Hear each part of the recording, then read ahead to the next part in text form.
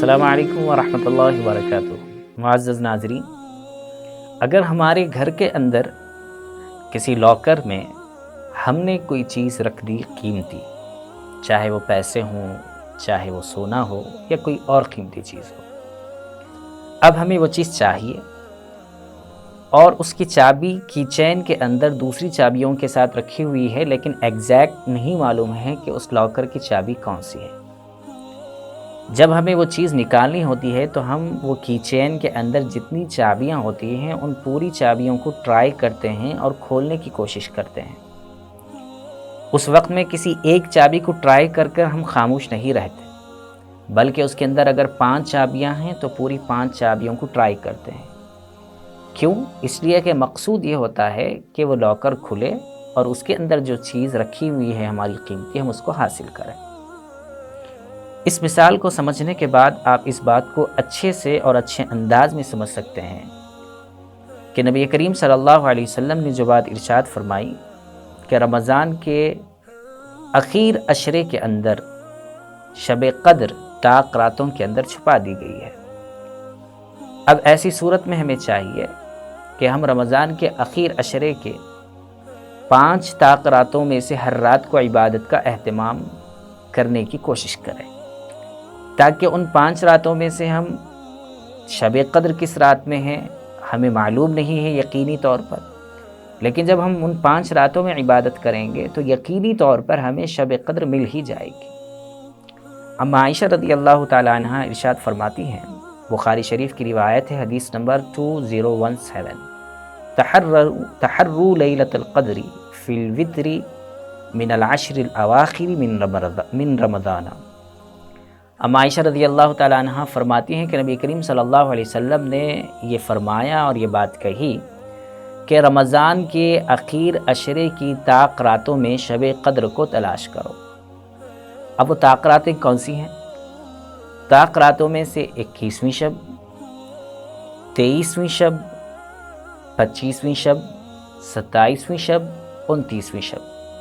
ان 5 راتوں کے اندر اگر ہم نے عبادت کا اہتمام کیا تو ہمیں اللہ کی ذات سے امید ہے کہ شب قدر مل جائے، اور شب قدر کے اندر عبادت کرنے کا جو ثواب احادیث کے اندر آیا ہے وہ بہت ہی زیادہ ہے۔ اس لیے 5 راتیں ہمارے لیے بالکل آسان ہیں۔ ہم تو ویسے بھی بہت ساری راتیں ایسے ہی گزار دیتے ہیں رات جاگ کر، اور ان دنوں تو ہمارا جو نظام بن چکا ہے سونے کا وہ رات کے 2 بجے 3 بجے، تو ان راتوں کے اندر عبادت کو انجام دیتے ہوئے اس عظیم مقصد کو اور اس بڑے اجر کو پانے کی کوشش کرنی چاہیے۔ ہم امید کرتے ہیں کہ آپ اس کا اہتمام کریں گے، ہم سب اس کا اہتمام کریں گے۔ اما عائشہ رضی اللہ تعالی عنہا ہی نے ایک دوسری روایت کے اندر یہ بات ارشاد فرمائی، ترمذی شریف کی روایت ہے، اس میں انہوں نے حضور صلی اللہ علیہ وسلم سے پوچھا کہ اللہ کے رسول صلی اللہ علیہ وسلم، اگر میں شب قدر کو پالوں تو مجھے کیا دعا کرنی چاہیے؟ اس پر حضور صلی اللہ علیہ وسلم نے جو بات ارشاد فرمائی وہ یہ ہے، اللہم انک عفو تحب العفو فاعف عنی، اللہم انک عفو تحب العفو فاعف عنی۔ اے اللہ، آپ جو ہے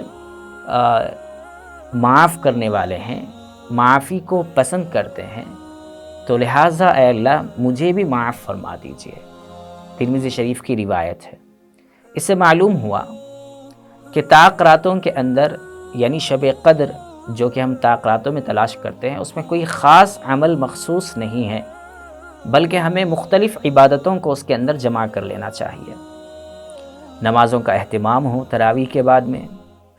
کچھ قرآن پاک کی تلاوت ہو، کچھ ذکر و اذکار ہوں، اور اسی کے ساتھ ساتھ کچھ حصہ دعا کے لیے خاص کر لینا چاہیے۔ اگر ہم ان پوری عبادتوں کو اس رات کے اندر انجام دینے کی کوشش کریں تو تلاوت بھی ہو جائے گی، ذکر و اذکار بھی ہو جائیں گے، دعا بھی ہو جائے گی اور نماز بھی ہو جائے گی۔ اور اگر یہ پوری رات ہم نہیں جاگ سکتے، جاگنے کی کوشش تو کرنی چاہیے لیکن اس انداز میں جس انداز میں شریعت نے بتایا ہے۔ اگر ہم عبادتوں میں اس رات کو نہیں گزار سکتے، اتنی ہمارے اندر بشاشت نہیں ہے، تو ایسی صورت میں علماء نے لکھا ہے کہ تراویح کے بعد میں کچھ رکعتیں نماز پڑھ لیں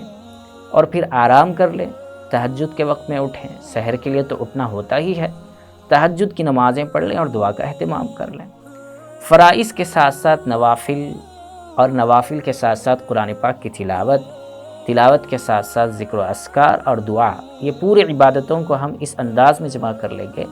تو انشاءاللہ اللہ کی ذات سے امید ہے کہ ہم یقینی طور پر شب قدر کو پانے والے شمار ہوں گے، جس کا اجر اللہ تعالیٰ نے بہت بڑا بتایا ہے۔ اللہ سے دعا ہے کہ اللہ تعالیٰ میں کہنے اور سننے سے زیادہ عمل کی توفیق نصیب فرمائے۔